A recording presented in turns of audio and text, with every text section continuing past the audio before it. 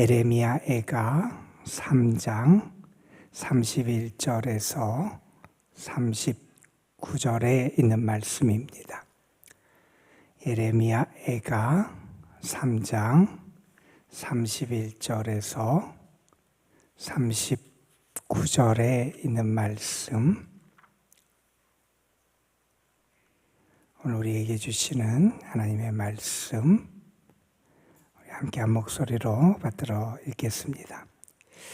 이는 주께서 영원하도록 버리지 아니하실 것임이며 그가 비록 근심하게 하시나 그의 풍부한 인자하심에 따라 긍휼히 여기실 것임이라.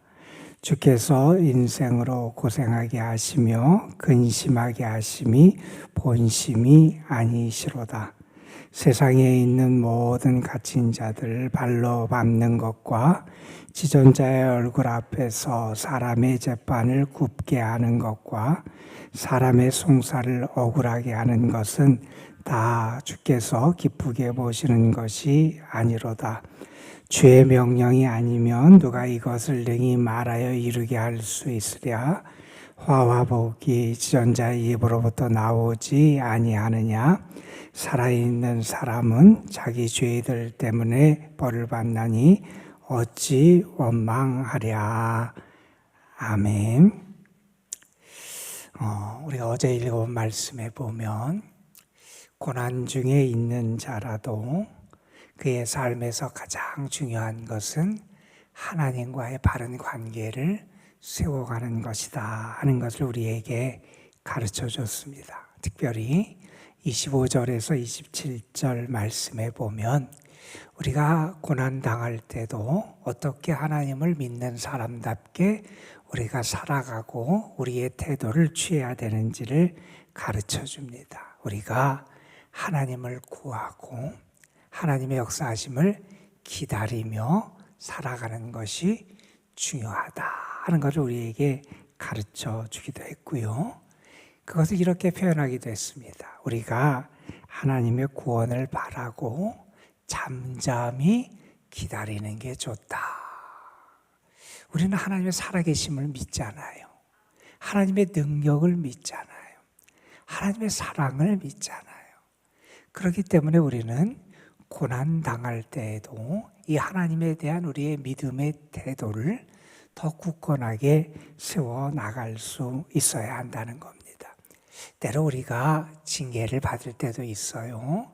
그러나 우리는 그것을 통해서 우리가 어떻게 변화되어 가는지를 우리는 압니다. 우리가 때로 하나님의 징계의 매를 맞을 때 우리는 그것을 통해서 죄를 떠나게 되고요. 또한 연단을 받게 되고 더 성결하고 거룩한 하나님의 자녀로 세워지는 은혜를 입게 됩니다. 그래서 시편 27편에서 시인은 이렇게 우리에게 권고합니다. 너는 여호와를 기다릴지어다. 강하고 담대하며 여호와를 바랄지어다.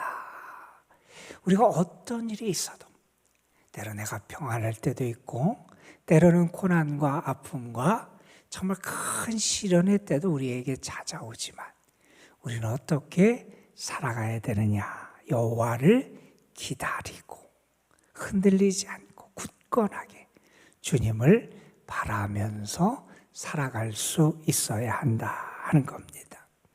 여러분, 우리에게는 믿음의 인내가 필요해요. 여러분, 특별히 신앙인들에게 어려운 때를 살아가는 신앙인들에게 이 믿음과 인내는 서로 아주 뗄래야 뗄 수 없는 중요한 관계가 있는 신앙인의 갖춰야 될 자세고 모습이라고 말할 수 있을 거예요. 그래서 요한계시록에도 고난받는 성도들에게 주시는 말씀에서 너희가 고난당할 때 무엇이 필요하냐?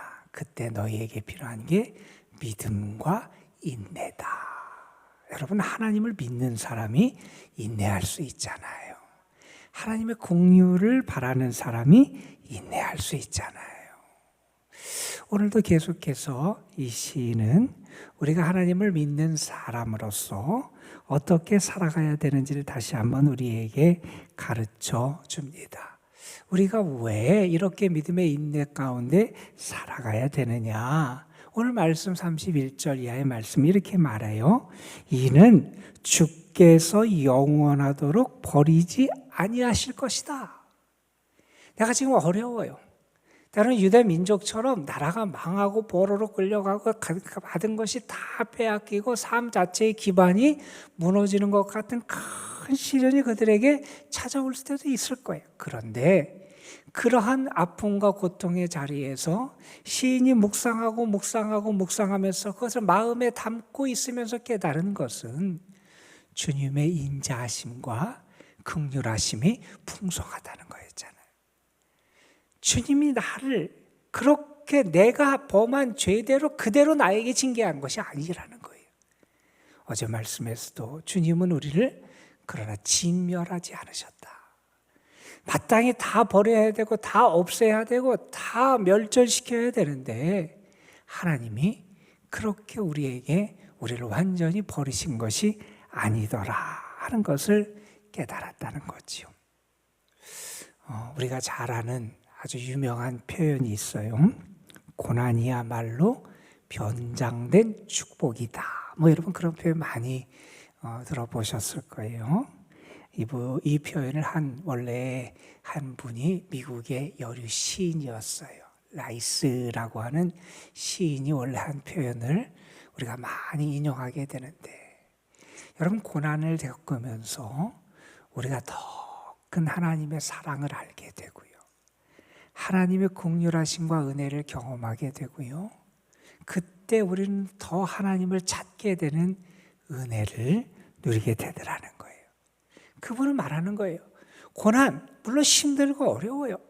그러나 그것을 바라보면서 어려움, 고통으로만 보지 말자는 거예요.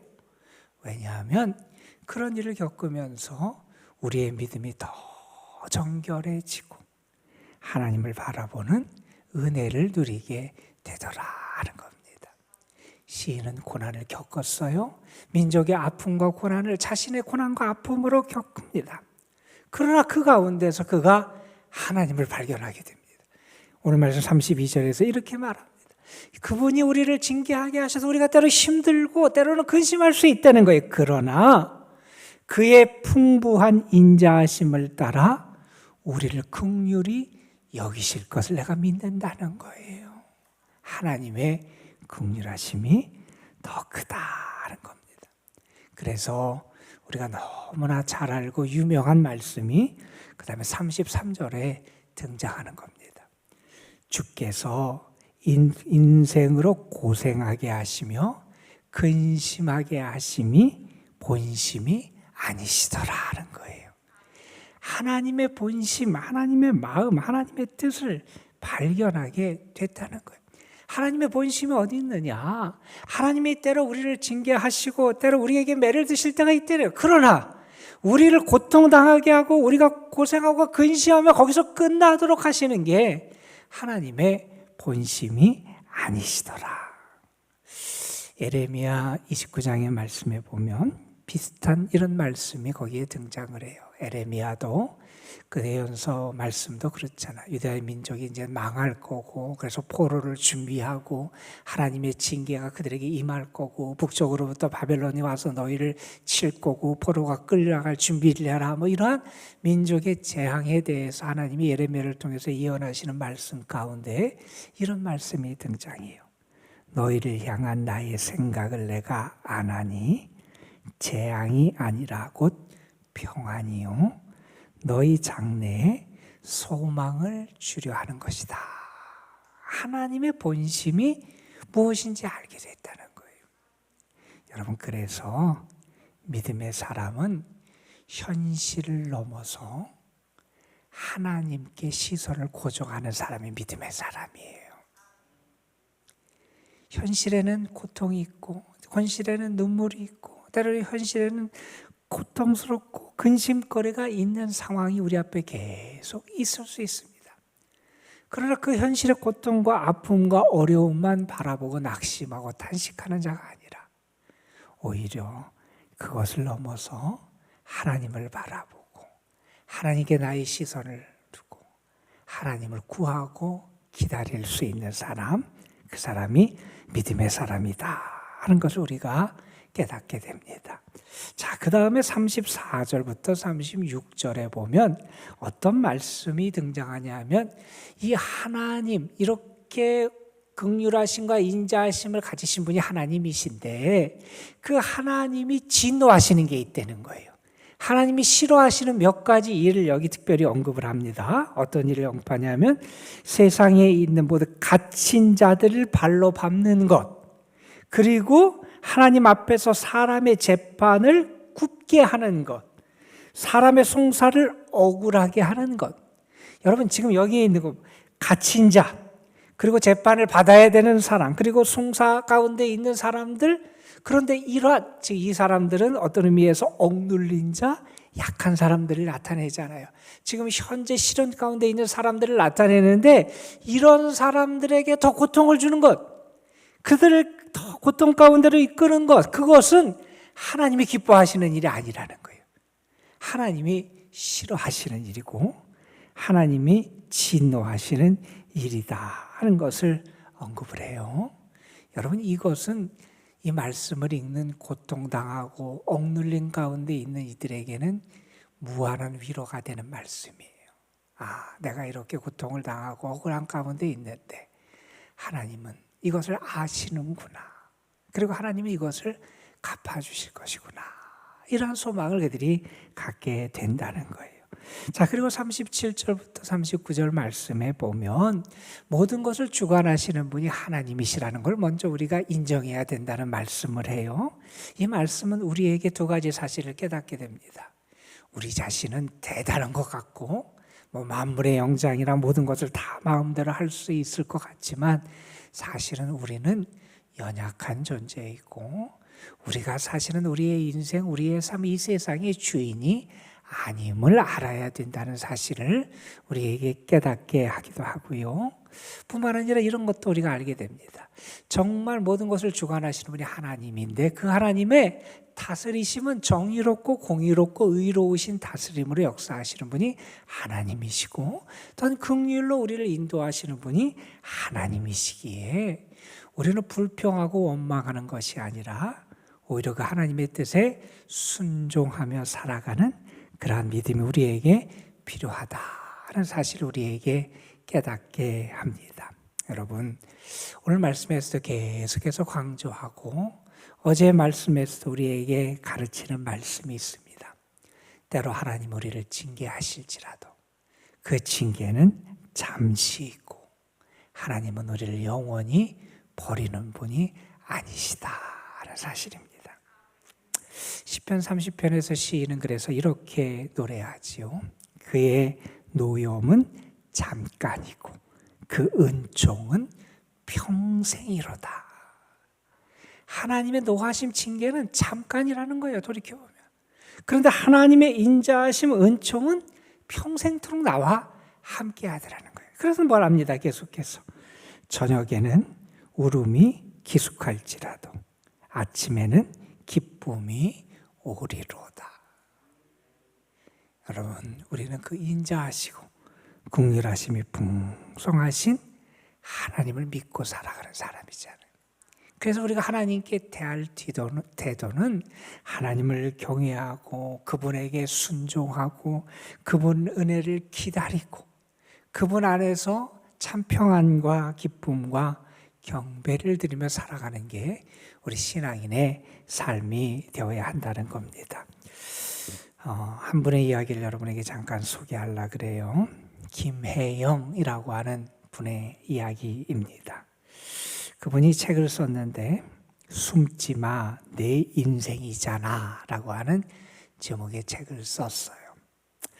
그분은 우리가 생각하기에 상상할 수 없을 만큼 그런 많은 고통을 겪은 분이었어요. 그녀의 아버지는 딸이 첫째로 딸이 태어났다는 이유로 태어난 지 3일 만에 그 아이를 내동댕이 쳤다 그래요. 그래서 척추가 손상이 돼서 성인인 그가 성인이 될 때까지 자랐던 키가 1m 34cm 밖에 안 됐다 그래요. 근데 그 아버지가 이분이 초등학교를 졸업한 다음 중학교 가야 하는 그 시점에 아내와 5 남매를 두고 자살을 했다 그래요. 그분의 어머니도 정신질환을 심하게 앓았고 이분을 향해서 첫째니까 아마 더 그랬던 것 같아요. 쓸데없는 가시나 너 때문에 내가 이 고생이다. 이런 저주의 말을 끊임없이 퍼부었다 그럽니다.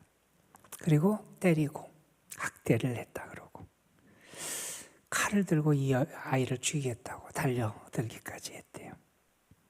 더 이상 집에서 견디지 못하고 가출을 하게 됩니다. 그리고 공장에 들어가서 일을 하고 그가 기계 편물 기능사 자격증을 취득하고 또 이렇게 많은 분의 경력 가운데 어려운 가운데 살아가게 되고 또 기독교 신앙을 갖게 되기도 합니다. 나중에 그가 아프리카에 가서 한 아이들을 가르치고 그들에게 직업을 주는 그런 직업학교에서 섬김에 애쓰기도 하고 그 후에 미국에 유학을 가서 계속해서 공부해서 사회복지학 학사 석사 과정을 마치고 지금은 이제 국제사회복지 전문 활동가로 일하고 있다 그럽니다. 어릴 때부터 너무나 심한 고통을 겪었고 사실은 척추 장애를 앓고 있고 처음에 학력은 초등학교밖에 나오지 못한 학력으로 많은 시간 동안 힘든 시간을 보냈다 그래요.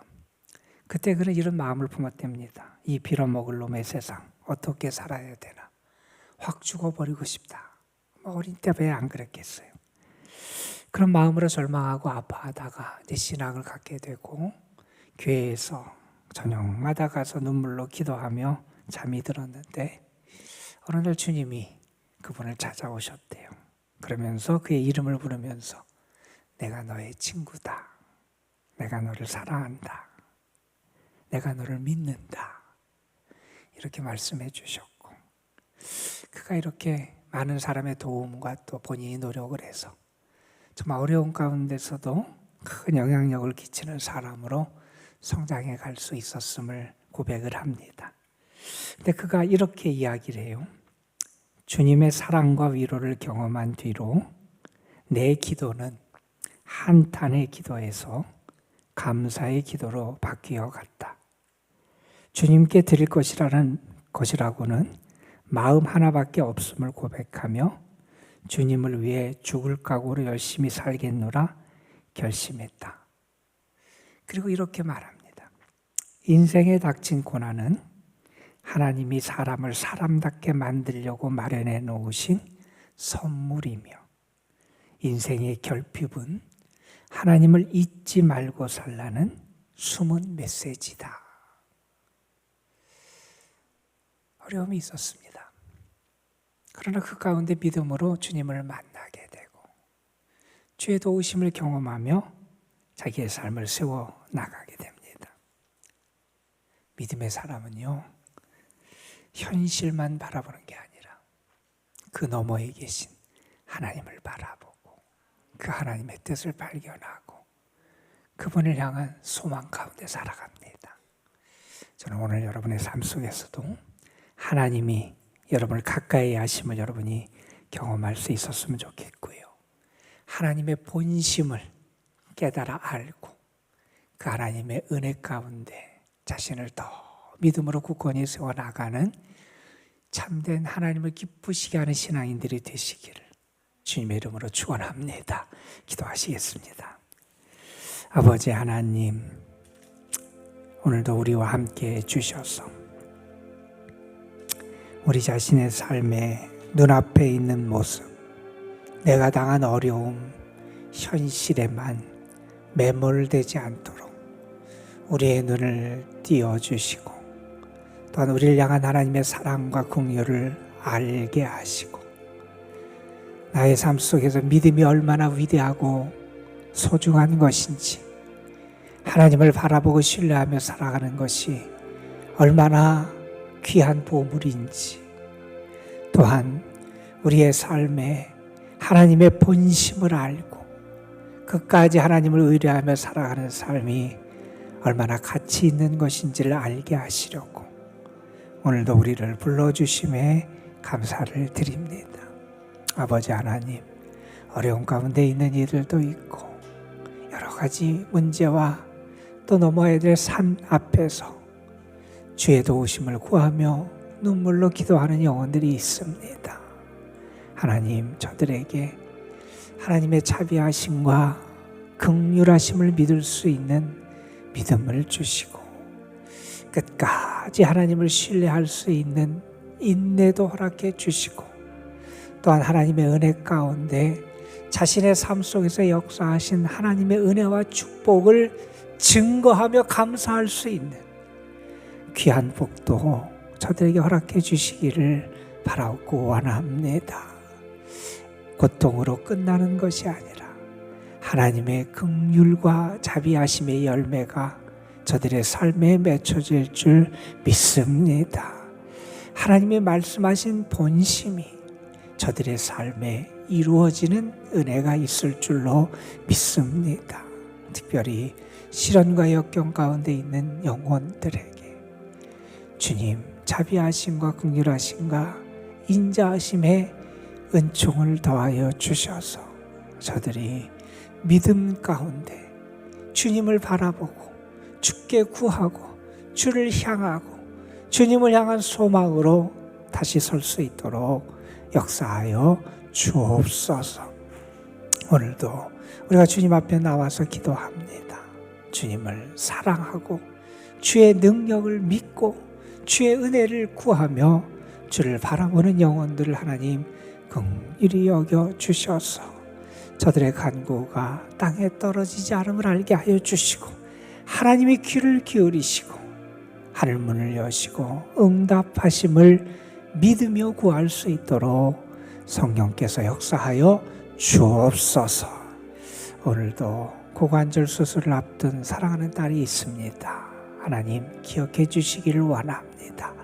수술하는 과정 속에 함께 해 주시고 또한 수술이 온전하고 정확하게 이루어질 수 있도록 하나님께서 동행해 주시고 마취에서도 잘 깨어나게 하시고 또 회복의 과정 속에서도 하나님 어려움 없도록 하나님께서 치료의 광선으로 비춰주시기를 원합니다. 주의 도우심과 사랑의 손길이 함께하는 하루가 되게 하여 주시고 하나님께서 처음부터 마지막까지 동행하시고 주장하시고 이끌어 주옵소서. 오늘도 우리가 주님 앞에 나와서 주를 바라봅니다. 주님께서 오늘도 우리와 함께 하심을 믿습니다. 우리의 기도를 들으심을 믿습니다. 우리를 사랑하시고 도우심을 믿습니다.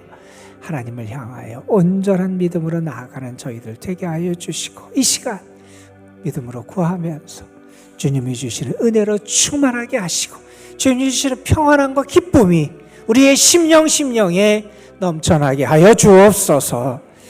우리 구주 예수 그리스도의 이름으로 기도드리옵나이다. 아멘.